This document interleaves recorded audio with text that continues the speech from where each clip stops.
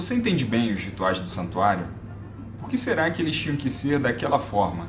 Matando os cordeiros, jogando sangue em alguns lugares? Isso não é meio assustador? Não é meio cruel? O que Deus queria ensinar ao povo de Israel com esses rituais? E como a gente pode aplicar esses ensinos no nosso dia a dia? No vídeo de hoje a gente vai responder a essas e outras questões que envolvem rituais do santuário. Então, fica com a gente!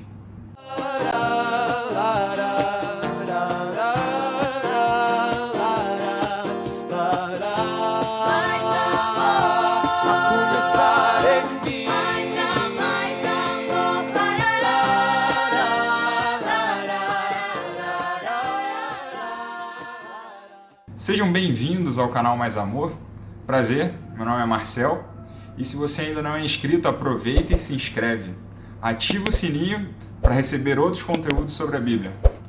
E eu te peço também para curtir esse vídeo porque isso é bem importante para que mais pessoas possam ser abençoadas. Hoje nós vamos falar sobre os capítulos 29 e 30 de Êxodo. Eles falam sobre a consagração dos sacerdotes e sobre alguns móveis que ficaram faltando, alguns detalhes aí nos últimos capítulos. Deus falou para Moisés aqui em Êxodo 29, verso 1. Vamos abrir aqui a Bíblia, Êxodo 29, verso 1. Isto é o que lhes farás para os consagrar, a fim de que me oficiem como sacerdotes. Então a gente vê aqui que os sacerdotes eles não eram pessoas santas, mas que eles seriam consagrados. Ou seja, eles seriam separados para um propósito específico. E no caso aqui no verso 4, fala que ia ter um sumo sacerdote, que no caso seria Arão, e ele coordenaria os sacerdotes, que são os filhos dele. Eles seriam intermediários entre Deus e os homens. E eles representariam a imagem de Jesus. Então, esse foi o propósito que eles foram separados. E aqui ele começa a descrever um ritual de consagração, que deveriam ser trazidos uns bolos e uns pães sem fermento, feitos com flor de farinha e uma crosta de azeite, que devia ser um negócio bem apetitoso, né? E também seriam trazidos um novilho e 2 carneiros. Inicialmente, eles deveriam se limpar com água.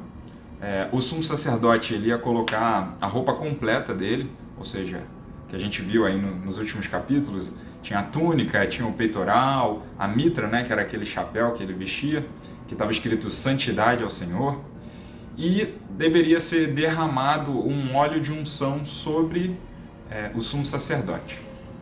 E os sacerdotes eles iam vestir as túnicas brancas e uma espécie de cinto também, e todos iriam para a frente da tenda da congregação, lá na frente do santuário. Então, eles iam pegar um novilho, que era uma oferta pelo pecado, afinal eles não eram santos, então o ritual precisava de purificação dos pecados. E eles iam sacrificar, imolar esse novilho, e uma parte do animal era queimada sobre o altar, e uma outra parte era queimada fora do arraial. E o sangue desse animal, eles colocariam nas pontas dos chifres do altar de sacrifício. Então assim, aqui o ritual ele começa a envolver a morte de um animal e eles começam a manipular o sangue dele, né? Isso é um ritual assim, meio pesado, né? Vocês concordam comigo? Mas aqui o povo via que o pecado era coisa séria. Lá em Romanos 6, 23, diz que o salário do pecado é a morte, mas o dom gratuito de Deus é a vida eterna por Cristo Jesus. Então aquele novilho morrendo ali representava Jesus, que iria pagar a conta que era nossa, morrendo de forma inocente na cruz, né? E o pecado ele pode parecer muitas vezes inofensivo, ele pode parecer chamativo, interessante, mas para o povo de Israel e para nós hoje, né, o pecado ele deveria ser sinônimo de morte. Ele deveria ser levado muito a sério. Continuando o ritual, eles pegavam o primeiro cordeiro, sacrificavam ele e serviam como uma oferta totalmente queimada sobre o altar. mostrando que eles estavam ali se consagrando e dependendo totalmente de Deus. Já o segundo cordeiro ele tinha um outro propósito. Quando ele era morto, o sangue dele era colocado na orelha direita de cada sacerdote, representando que eles precisavam ouvir a Deus, no polegar direito, simbolizando a justiça de Deus, e um dedão do pé direito, representando que eles deviam andar sempre nos caminhos de Deus. E uma parte desse animal eles preparavam e comiam. E isso mostra a dependência de Deus. Além disso, o que eles não comessem deveria ser queimado, porque aquele não era um alimento qualquer, né? Ele era um alimento santo. Aí eu te pergunto, você acha que essa dependência de Deus, essa consagração a Ele e essa influência perante as pessoas ao redor, elas se aplicavam só aos sacerdotes? Bom, os rituais, da forma como a gente está mostrando aqui, sim. Mas lá em 1 Pedro 2,9 fala que nós somos um sacerdócio real. Então, assim, esses princípios eles se aplicavam a todo o povo de Israel e eles também se aplicam a nós. Então, assim, esse ritual ele devia ser feito por 7 dias seguidos, esse ritual de consagração dos sacerdotes, mostrando, assim, bastante seriedade, né? Mostrando a importância da consagração deles para que eles pudessem ministrar, né, no santuário. Não era uma brincadeira, era uma coisa séria, era uma coisa que tinha que ser feita nos mínimos detalhes. Além disso, também ia haver uma oferta contínua de cordeiros, de 2 cordeiros, né? Então, assim, fora desse sacrifício para consagração, ia ter um sacrifício contínuo, todos os dias. E um cordeiro seria sacrificado na parte da manhã e um no pôr do sol, indicando que o sacrifício de Cristo ele era suficiente. E a graça e a salvação estavam dispostas para o pecador continuamente, o tempo todo, todos os dias. E quando que acabou esse ritual? Você sabe me dizer? Eu não sei se você lembra, mas o véu do santuário ele foi rasgado de cima para baixo de forma sobrenatural no mesmo dia que Jesus morreu na cruz, mostrando que não fazia mais sentido, né? Não fazia sentido matar os cordeirinhos, porque o Cordeiro de Deus que tira o pecado do mundo, como diz lá em João 1,29, foi sacrificado. Então, foi nesse momento que acabou esse sacrifício diário. E aí fala lá no verso 42 e 43 do capítulo 29. Este será o holocausto contínuo por vossas gerações, à porta da tenda da congregação perante o Senhor, onde vos encontrarei para falar contigo ali. Ali virei aos filhos de Israel, para que por minha glória sejam santificados. Então, assim, Deus ele queria que o santuário fosse um ponto de encontro com os seus filhos. Deus ele gosta de estar com a gente. Na época, o local que ele designou, né, para ser esse ponto de encontro era o santuário. A gente sabe que Deus está em todos os lugares que a gente permite que Ele esteja, né, que a gente convide a Ele. E Ele quer estar ao nosso lado o tempo todo. Mas hoje a gente tem um ponto de encontro com Ele também na igreja, né? A igreja ela tem um papel muito importante na adoração coletiva, na vida social do cristão. É aquele lugar que o cristão ele tem ali semanalmente ou mais de uma vez na semana para recarregar as baterias, né? E para compartilhar, testemunhar, ter ali um momento de troca também com outras pessoas que compartilham da mesma fé. Então, assim, a nossa devoção individual, em casa, em família, diária, é importante, mas a nossa comunhão na igreja, a gente não deve diminuir a importância de ir lá. Bom, complementar a esse ponto, tem aqui no verso 45, Deus fala assim: e habitarei no meio dos filhos de Israel e serei o seu Deus. Então aqui a gente tem a promessa, né, de que Deus estaria no meio do povo, cuidando deles todos os dias. E Ele quer fazer parte das nossas vidas, das nossas decisões. Ele quer te confortar quando você está chateado. Ele quer te dar força quando você não estiver suportando mais algum problema.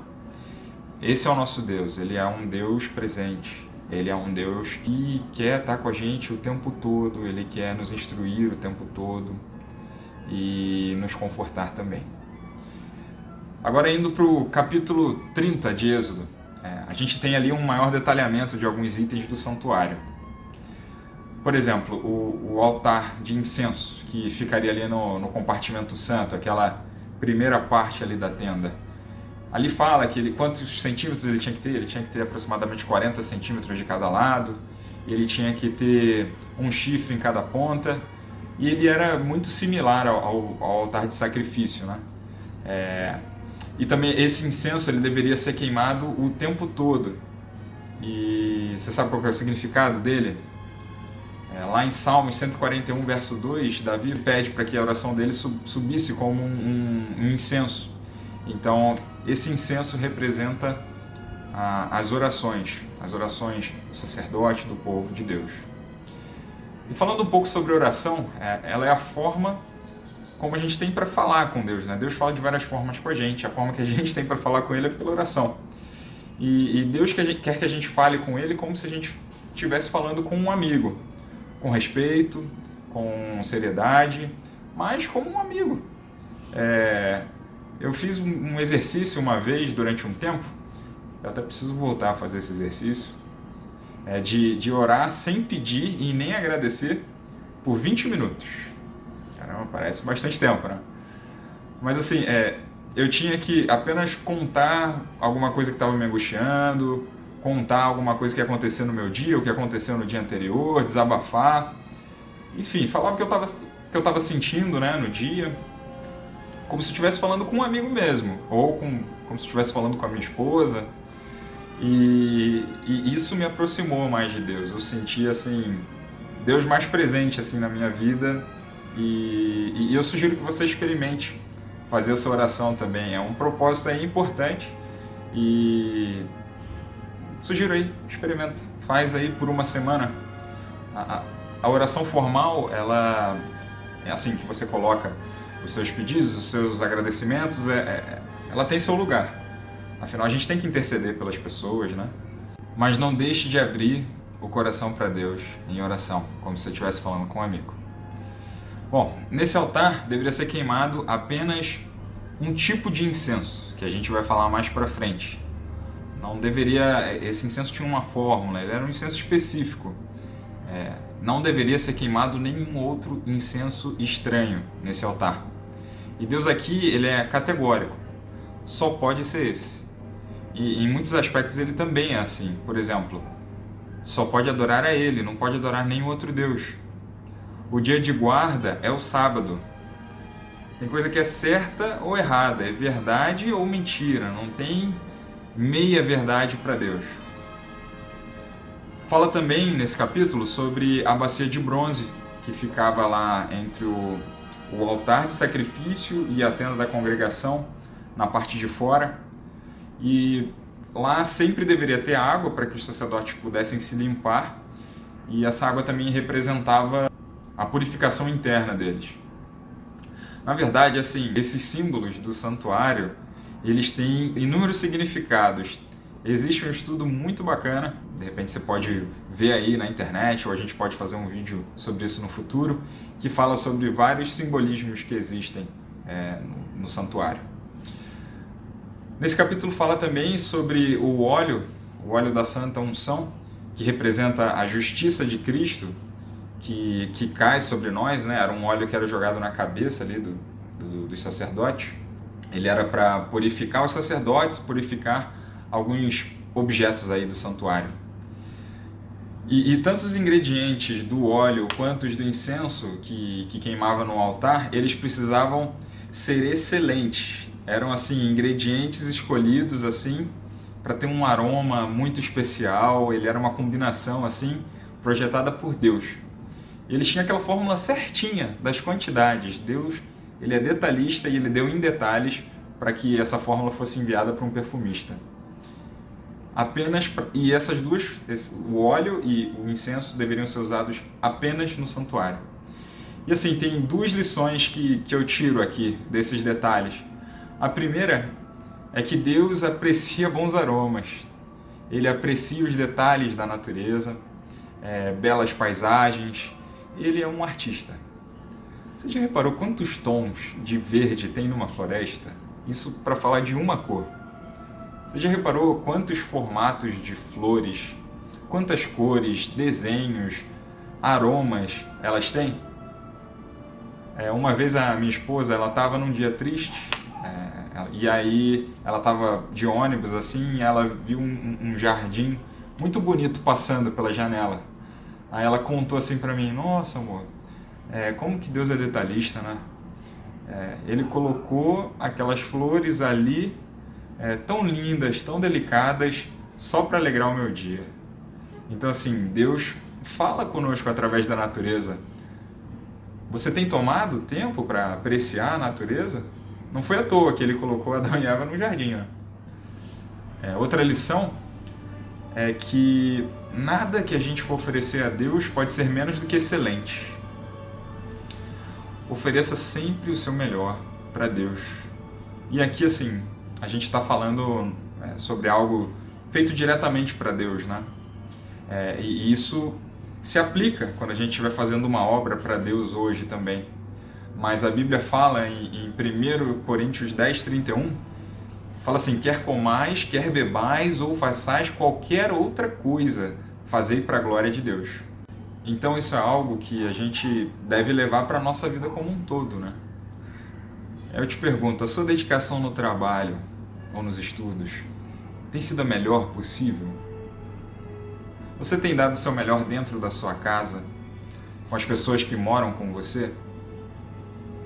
Eu não estou falando que a gente não vai ter falha, desânimo, mas é importante a gente ter em mente que tudo que a gente for fazer seja feito de forma excelente, porque a gente vai estar fazendo para a glória de Deus. Que Deus te abençoe e um grande abraço para você.